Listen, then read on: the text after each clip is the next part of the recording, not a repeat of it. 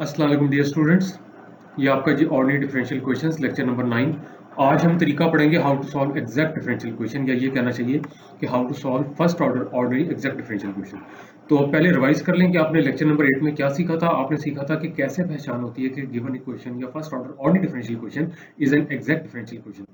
ये लिखा हुआ है ordinary differential question of the form mdx plus ndy is equal to 0 where m is the function of xy, n is the function of xy। ये आपके पास जो है exact तब होती है set to be an exact differential question if there exist a function f function of xy of two variables such that कि उसका जो डेरिवेटिव होगा उससे मुराद f का जो डेरिवेटिव होगा वो mdx plus ndy के बराबर हो जाएगा। यानी कि derivative of the function of two variables x and y df जो है इसके बराबर हो जाएगा। तो फिर इसको कहते हैं एग्जैक्ट डिफरेंशियल क्वेश्चन। अगर ये चीज नहीं पता लग रही तो सी लेक्चर नंबर 8, क्योंकि रिवीजन वहीं से हो रही है। फर्दर हमने कहा था कि ये वाली जो चीज होती है ये पार्शियल एफ और पार्शियल एक्स होती है, ये वाली चीज पार्शियल एफ और पार्शियल वाई होती है। इसका भी मैंने प्रूफ करवाया था। क्या प्रूफ था? ये था। इसका मेन प्रूफ तो मैंने नहीं कराया था, एग्जांपल से ड्राइव कराया था। लेकिन यहाँ पे देख लें, ये वाली चीज जब लेफ्ट हैंड साइड सेम है तो राइट हैंड साइड सेम है। जो ds के साथ वाली टर्म इधर है वही ये होगी, यानी कि ये चीज, और जो dy के साथ वाली टर्म है जो यहाँ पर है वही यहाँ पे होगी, यानी कि ये वाली चीज। तो ये बनते हैं आपके पास, ठीक है। एक तो ये चीज। अब वो कहता है if an ordinary differential question given by mdx plus ndy is equal to 0, अगर ये एग्जैक्ट होगी तो फिर ये वाली चीज होती है। ये था सारे का सारा आपका लेक्चर नंबर 8, और मेरा टारगेट ये था आप इसका रटा ना लगाएं, आपको इसकी लॉजिक बताओ कि mdx plus ndy is equal to 0 exact तब बनती है when partial derivative of m with respect to y is same as partial derivative of n with respect to x। what is m? जो term आपके पास dx के साथ है। what is n? जो term आपके पास dy के साथ है। ठीक है जी। तो मैं टीचर्स को फिर रिक्वेस्ट करूंगा कि प्लीज इसकी लॉजिक दिया करें, इसको रटवाया मत करें। अब आती है solution of an exact equation या एग्जैक्ट ऑर्डिनरी डिफरेंशियल क्वेश्चन या exact first order ordinary differential question. ये पेजेस 30-40 आपकी बुक के। पहले मैं आपको बुक का मेथड ही बताऊंगा, फिर उसके बाद उसकी मॉडिफाइंग दो फॉर्म्स बताऊंगा, मॉडिफाइड दो फॉर्म्स बताऊंगा, वो बात की बात। पहले बुक का मेथड समझते हैं। पहली चीज तो वो कहता है जी कि ये एग्जैक्ट है। अब देखें, जब ये एग्जैक्ट है ना तो इसका मतलब है कि कोई फंक्शन है जिसका डेरिवेटिव mdx plus ndy है। फॉरन थ्योरी दिमाग में आनी चाहिए, यहां तक पढ़ें समझें, ठीक है जी। इसके अलावा ये चीज भी होल्ड कर रही है। फिर वो कहता है then there exist a function f of x y of two variables such that, वही वाली मैं चीज कह रहा था कि mdx plus ndy df के बराबर होगा। ठीक है जी। तो अब जरा इसको गौर से देखें, ये df is equal to 0, इसको पिक करें जरा। जब कोई कॉम्प्लिकेट चीज आती है तो कोशिश करा करें कि उसमें से जो इजीएस्ट चीज है पहले उसको अंडरस्टैंड करें। अगर मैं df is equal to 0 लिखूं तो बड़ी सिंपल लगती है। अगर मैं लिखूं mdx plus ndy is equal to 0 is equal to df, थोड़ा कॉम्प्लिकेट लगता है। तो अब देखें, इसको सॉल्व करना है ना, वो कहता है इंटीग्रेट करके सॉल्व होगा, इंटीग्रेट ही करते हैं। तो कहता है इंटीग्रेटिंग वन विच इज, लेकिन ये वन है तो यही वाली, दिस इज वन, लेकिन यहां से df लिया हुआ है, यहां से 0 लिया हुआ है।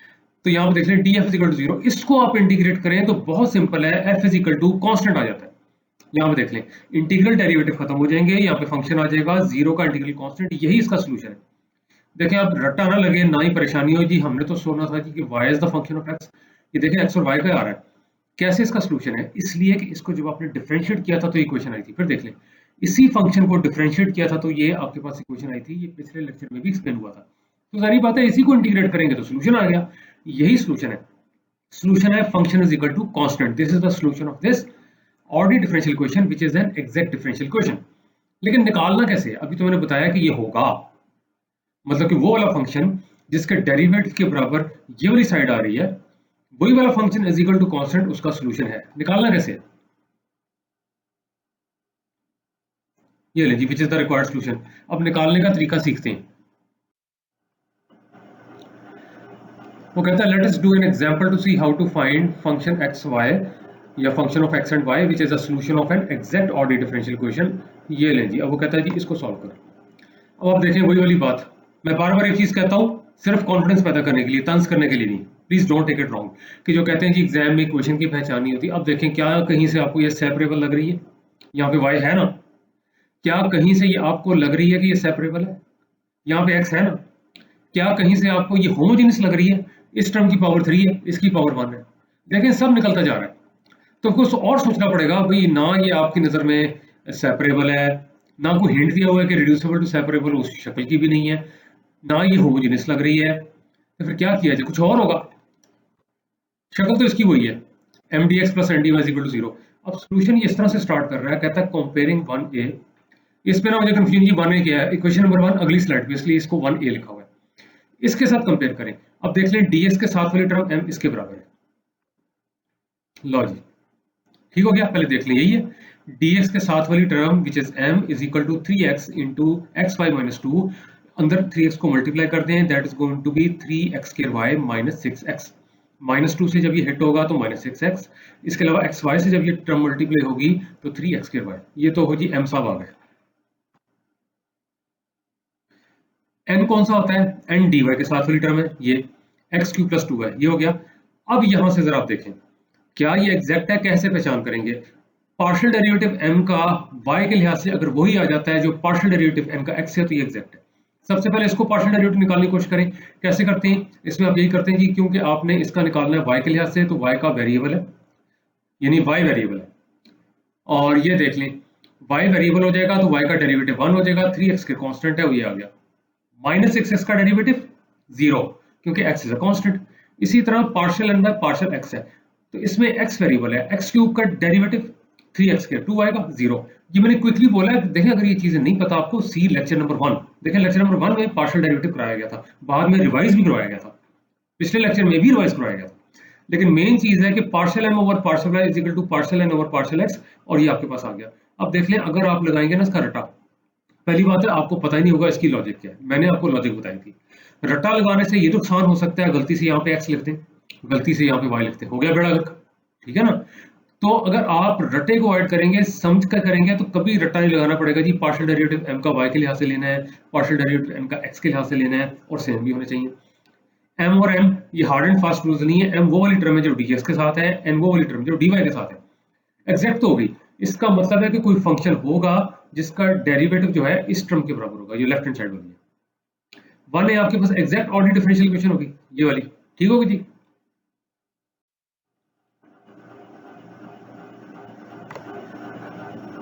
ये ले जी, वो कहता है so there exist a function of two variables x and y, f की बात कर रहा है, जो कि 1a का सॉल्यूशन है, 1a का सॉल्यूशन है, यानी function is equal to constant और इसके बराबर है, ठीक हो गया। अब ये df है, इसको f नहीं लिख देना, ये df है, ये सारा मैंने पीछे करवाया है कि फंक्शन का डेरिवेटिव इसके बराबर होगा। अब किसी तरह f निकालना है, तो पहले कैसे हमने किया था? मैंने थ्योरी में तो कहा था जी f is equal to constant, तो ठीक है, लेकिन f निकालना तो पड़ेगा ना, f निकालना पड़ेगा। उसके लिए किसका इस्तेमाल करेंगे? उसके लिए m और n का इस्तेमाल करना पड़ेगा। ये ले, ये स्लाइड 1 से आप देख लीजिएगा। m जो होता है पार्शियल f पे पार्शियल x होता है, n जो होता है जो dy के साथ वाली टर्म है वो पार्शियल f पे पार्शियल y। इन दोनों इक्वेशंस का इस्तेमाल करके हम f निकालने की कोशिश करेंगे। अब प्लीज जरा ध्यान से सुनते जाएं, आगे जाके मैंने दो शॉर्ट मेथड कराने को मैं फर्स्ट टाइम करवाता, लेकिन वो रट्टा बन जाता जिसके मैं अगेंस्ट हूँ, इसलिए पहले मैं ये वाला मेथड करा रहा हूँ। मैं वापस नहीं आ सकूंगा क्योंकि इसमें एरर हो जाता है, इसलिए ध्यान से स्टेप समझिए जो मैं कर रहा हूँ। ये देख लें, पार्शियल f है पार्शियल x m के बराबर है, m किसके बराबर है? m जो आपके पास था ये वाली टर्म थी, ये जब अंदर मल्टीप्लाई किया था तो 3x के y which is this one, और यहां मल्टीप्लाई किया था तो -6x, ठीक है। अब आपने इसको इंटीग्रेट करना है, ध्यान से सुने, m को इंटीग्रेट करना है विद रिस्पेक्ट टू x। आप कहेंगे ए भी रट्टा है, नहीं रट्टा, देखें लॉजिक समझे। जब आप पार्शियल डेरिवेटिव ले रहे हैं x के लिहाज से तो x वेरिएबल है, ये तो हमने माना था। तो जब x के लिहाज से डेरिवेटिव हो रहा है तो इंटीग्रेशन भी x के लिहाज से होगी, y कांस्टेंट होगा। फिर सुन ले, जब x के लिहाज से पार्शियल डेरिवेटिव हो रहा है तो x वेरिएबल है, x के लिहाज से ही आपके पास इंटीग्रेशन होगी, y वेरिएबल नहीं है, y कांस्टेंट है। ये देखें जी, अब वो कहता है जी इसको इंटीग्रेट करें with respect to x, x के लिहाज से इंटीग्रेट कर लें और y कांस्टेंट होगा। रीजन कि यहाँ पे पार्शियल डेरिवेटिव x के लिहाज से लिया हुआ है, x ही वेरिएबल है। देखें एक चीज कितनी बार मैंने रिपीट की है, ध्यान से सुनेंगे तो समझ आ जानी चाहिए। ये नहीं, अब इसको भी जरा ध्यान से देखें। सबसे पहले देखें, उसने कहा है कि x के लिहाज से करना है, y कांस्टेंट है, तो सबसे पहले देखें x स्क्वायर का इंटीग्रल क्या होता है, x cube over 3, x cube over 3, 3 3 cancel, तो x क्यूब y। यहाँ पे देखें x का इंटीग्रल क्या होता है, x square over 2, x square over 2, और ये 6 ओवर 2, ये 3 के बराबर है। और कैसे हो रही है इंटीग्रेशन? पावर रूल, वो जो होता है integral of x and dx equal to x raise power n+1 over n+1, n is not equal to -1। ये मैंने फिर जुबानी बोला, कई बार किया है ना। दिस इज वेरी इंपॉर्टेंट, ये गलती ना हो जाए। ये कांस्टेंट ऑफ इंटीग्रेशन आपको ऐड करना पड़ेगा। अब आप कहेंगे हैं ये तो फंक्शन ऑफ वाई, कहाँ से कांस्टेंट ऑफ इंटीग्रेशन है? भाई कांस्टेंट ऑफ इंटीग्रेशन का मतलब ये है कि अगर मैं इसको पार्शियल डेरिवेटिव लेता हूँ, ध्यान से सुने, अगर मैं इसका पार्शियल डेरिवेटिव एक्स के लिहाज से लेता हूँ, वापस वहीं पहुंच जाता हूँ। देख ले हो रहा है। इसका पार्शियल डेरिवेटिव आप एक्स के लिहाज से लें, ये 3x² y होगा, ये टर्म लिखी हुई है। और ये वाली जो टर्म आपके पास आ रही है यहाँ पे देख लें, जब आप इसका पार्शियल डेरिवेटिव लेंगे और वो भी लेंगे आप x के लिहाज से, तो आप देख लें 3x² y आता है ये, और इसके अलावा ये हो जाएगा 6x। इसका जीरो हो जाएगा। क्यों? इसका जीरो इसलिए हो जाएगा कि जब आप पार्शियल डेरिवेटिव x के लिहाज से लेते हैं तो y कांस्टेंट होता है, तो फंक्शन ऑफ y भी कांस्टेंट है, इसका डेरिवेटिव जीरो, वापस वहीं पहुंच जाएंगे। तो सेंस तो बनती है। लेकिन ये कांस्टेंट ऑफ इंटीग्रेशन जो होगा फंक्शन ऑफ y होगा, क्योंकि आपने कहा था कीपिंग y एज कांस्टेंट। ये मिस ना हो जाए, इसको लिखना है। और h ऑफ y जो है ना कांस्टेंट ऑफ इंटीग्रेशन है। अब ये ना मसला हो कि जी y का फंक्शन है तो कांस्टेंट ऑफ इंटीग्रेशन क्यों, मैंने एक्सप्लेन कर दिया। ये कांस्टेंट ऑफ इंटीग्रेशन है और ये सिर्फ y का फंक्शन है। Is a function of y alone, note this step. अब देख ले बाकी क्या रह गया। अगर किसी तरह से ये h ऑफ y निकल आए, ध्यान से सुने, h ऑफ y निकल आए, यहाँ पे h ऑफ y सब्स्टिट्यूट कर देंगे और फंक्शन की वैल्यू यहाँ सब्स्टिट्यूट कर देंगे, ये होगा आंसर, क्योंकि ये सॉल्यूशन था। Function is equal to constant, लेकिन पहले h ऑफ y निकालना पड़ेगा। इसमें एक और की पॉइंट सुन लें, प्लीज ध्यान से सुन लें। h ऑफ y कब निकलता है? h ऑफ y निकलता है, ध्यान से सुने, n में उस टर्म को इंटीग्रेट करके, ध्यान से सुने, h ऑफ y निकलता है n में उस टर्म को इंटीग्रेट करके which is independent of x, जो जस्ट y का फंक्शन होगी। लेकिन मैं इसकी लॉजिक देने लगा हूं, ये मैंने आगे जाके अप्लाई करना है, इसकी मैं लॉजिक देने लगा हूं। h ऑफ y निकालने के लिए इस टर्म को इंटीग्रेट करते हैं जो कि n के अंदर होती है, जो dy के साथ वाली टर्म है उसके अंदर होती है, and strictly independent of x, सिर्फ y का फंक्शन होता है। देखते हैं ये कैसे आता है, देखते हैं।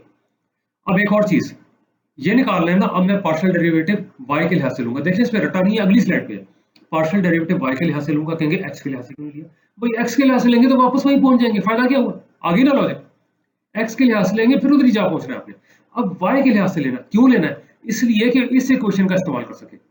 पार्शियल f और पार्शियल y करेंगे, यहां से कुछ आ जाएगा, उसको इसके इक्वेट करेंगे, n के इक्वेट करेंगे, फिर ये h y साहब निकल आएंगे।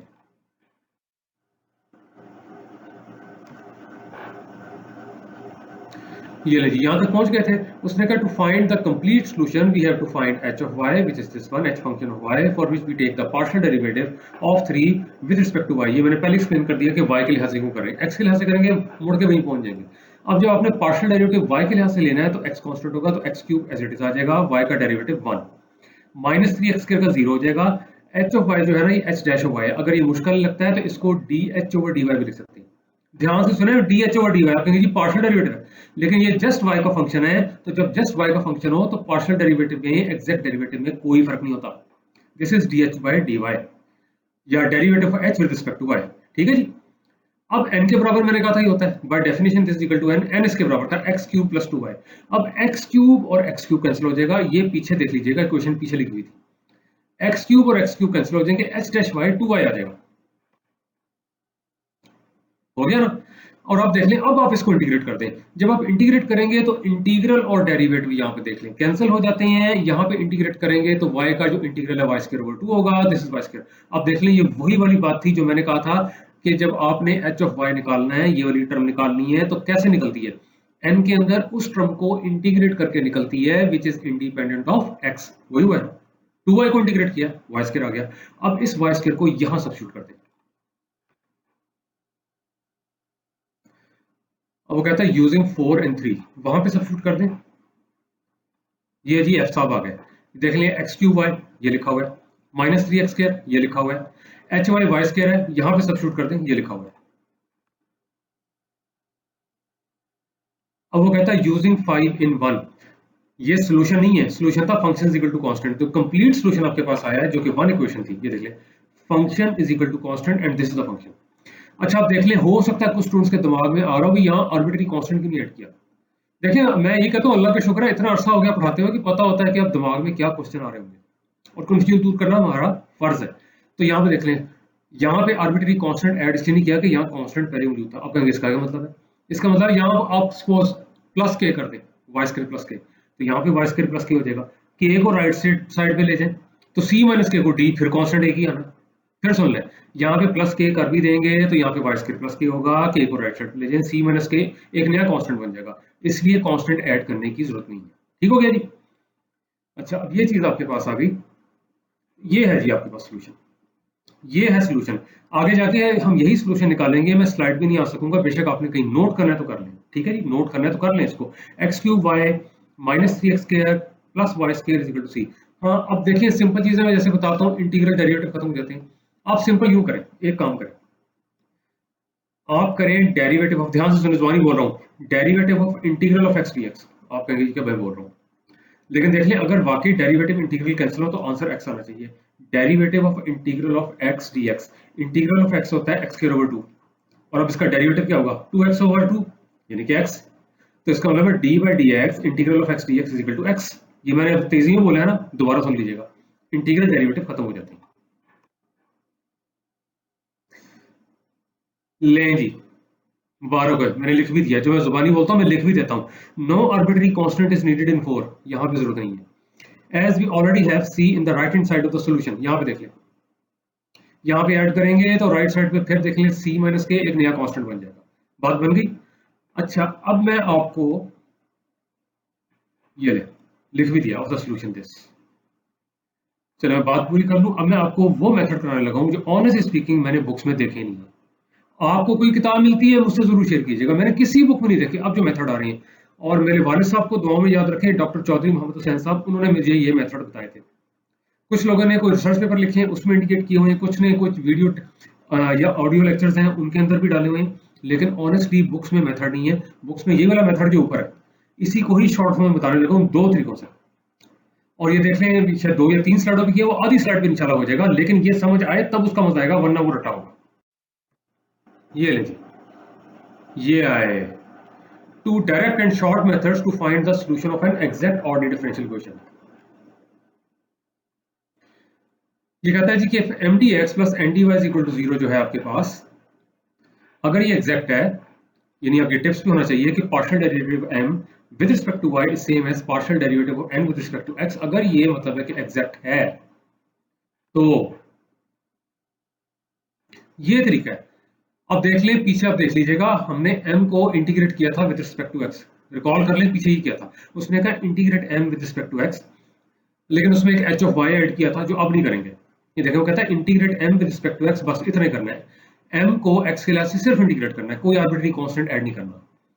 और ये जो दूसरी वाली है उसमें कहता है कि integrate with respect to y के लिहाज से इंटीग्रेट करें, only those terms which are independent of x। अब ये नहीं पता लगता कि इंडिपेंडेंट ऑफ x क्या है भाई। इंडिपेंडेंट ऑफ x का मतलब है वो वाली टर्म जिसमें x नहीं है, सिंपल, वो वाली टर्म जिसमें x नहीं है। अब क्वेश्चन होगा अगर सारी टर्मों में x हो फिर इंटीग्रेट नहीं करना, फिर इंटीग्रेट नहीं करना, और मेहरबानी करके उस इंटीग्रल को 0 भी नहीं लिखना, वो भी गलत होता है, फिर इंटीग्रेट नहीं करना। उसके बाद है put the sum of both integrations equal to constant. अब आप कहेंगे ये क्या है, ये इस तरह समझ आएगा जब हम एग्जाम्पल करेंगे। मैं एग्जाम्पल करता हूं और ये स्टेप बाय स्टेप दोबारा समझाता हूं। ये एग्जाम्पल की थी ना।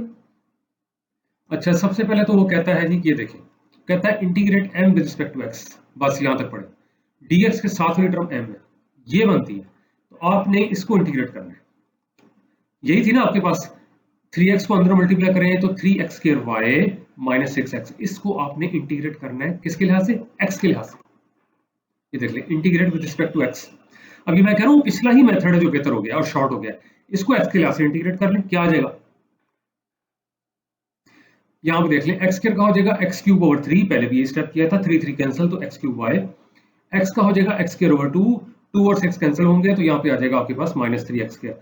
आर्बिट्री कांस्टेंट ऐड नहीं करना, यहाँ नहीं लिखा हुआ, कहीं भी नहीं लिखा हुआ कि integrate with respect to x and add an arbitrary को नहीं लिखा हुआ, ये एक चीज होगी। दूसरा, n के अंदर आपने इंटीग्रेट करना है with respect to y only those terms जो कि x से इंडिपेंडेंट है, जिनमें कि आपके पास x नहीं आ रहा, इसको करना है। अब याद कर लें, अभी मैंने बताया था आपको, आप पीछे देख लीजिएगा, मैं वापस नहीं जा सकता, एरर हो जाता, इसी को ही इंटीग्रेट किया था, वो जो HY साहब निकाले थे।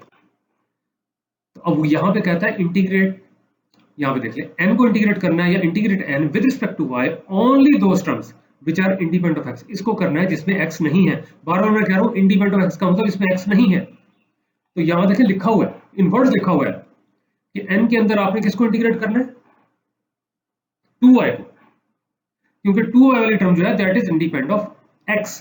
अभी मैं मेथड मतलब कि ऐसी एग्जांपल लगा रहा हूँ जिसमें ऐसी टर्म है जिसमें कि मतलब है कि आपको एक्स नजर नहीं आ रहा। अगर सपोज यहाँ पे भी एक्स होता तो हम इसको इंटीग्रेट ही ना करते, ठीक है, इंटीग्रेट ही ना करते। ये बातें भी आप सुना करें ध्यान से।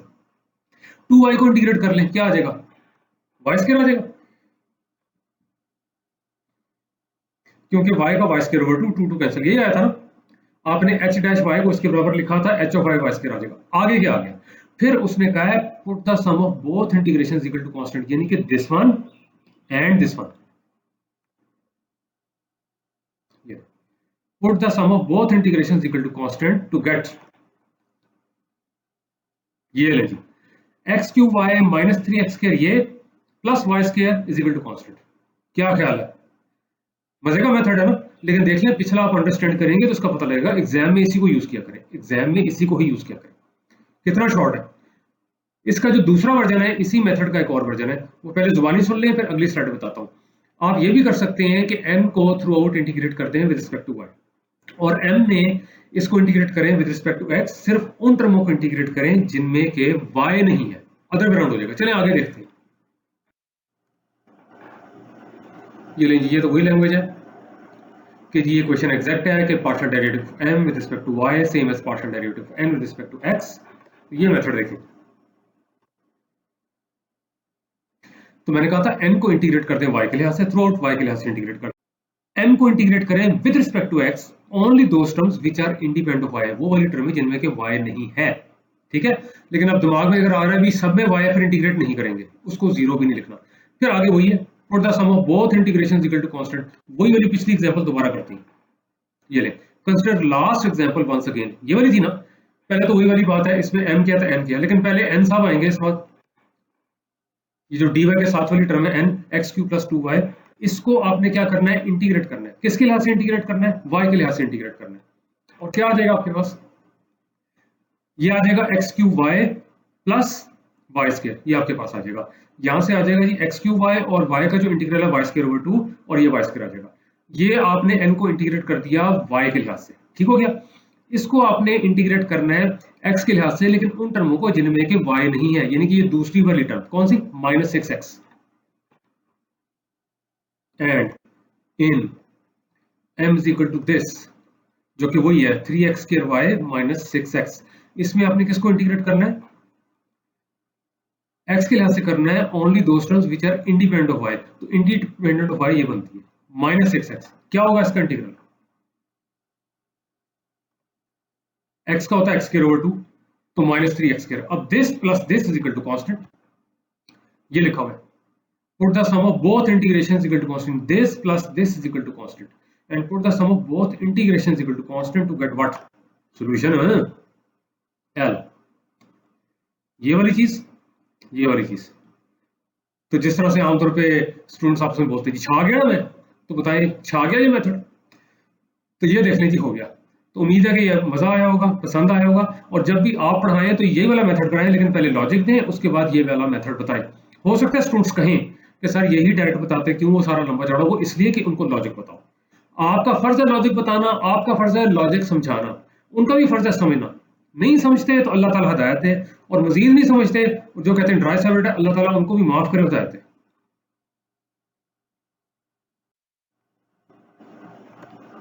ये ले जी, कोई क्वेश्चंस हुए तो जरूर पूछ लीजिएगा। हैप्पी एंडिंग, वाह भी वाह भाई, आज तो हैप्पी एंडिंग होनी चाहिए, आज तो मजे की चीज हुई है। ये है जी एंड ऑफ लेक्चर नंबर 9, ठीक है जी। तो अब इंशाल्लाह ताला मुलाकात होगी लेक्चर नंबर 10 में, और वो हुई हुई है। आगे तो मैंने सारे पहले रिकॉर्ड किए हुए थे, ठीक है जी, लेकिन मुलाकात अब 10 में होगी। जो इसके आगे जाना चाहते हैं वो 10 देखें। तो अब मुबारक हो, आपकी सारी जो प्लेलिस्ट है ना, ये ओडीज की कम से कम एफसी के लिहाज से जो कोर्स है पूरी कंप्लीट हो गई। तो अभी भी कोई मसला होगा तो पूछ लीजिएगा। अल्लाह हाफिज।